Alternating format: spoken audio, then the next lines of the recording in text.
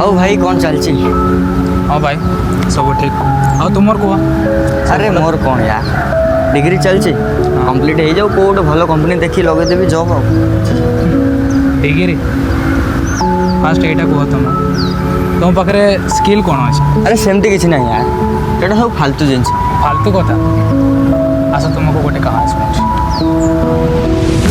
Sir ମୁଁ graduation complete sir. Sir ମୁଁ internship ବି ନେଇକି ରଖିଛି, ମୋ ପାଖରେ ଦୁଇଟା ସାର୍ଟିଫିକେଟ୍ ଅଛି ସାର୍। ଆଚ୍ଛା ଠିକ୍ ଅଛି, ମୋତେ କୁହ ସ୍କିଲ୍ କ'ଣ ଅଛି ତମର? ସାର୍ ସ୍କିଲ୍ ତ ସେମିତି କିଛି ନାହିଁ। ତମକୁ ଏଠି ବସେଇକି ପଇସା ଦେବି ନା କ'ଣ? ତମ ପାଇଁ କିଛି ଜାଗା ନାହିଁ। ସାର୍ ମୋ କଥା ଟିକେ ଶୁଣନ୍ତୁ ସାର୍।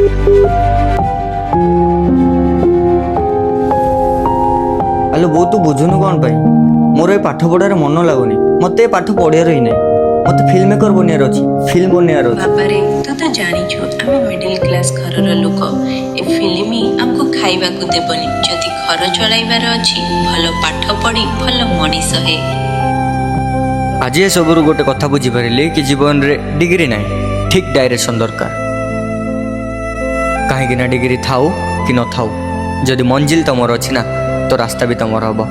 ଆଉ ଯଦି ରାସ୍ତା ହିଁ ତମର ନାହିଁ, ତ ଜୀବନଟା ସାରା ଘୁରି ବୁଲୁଥିବ ମୋ ଭାଇ।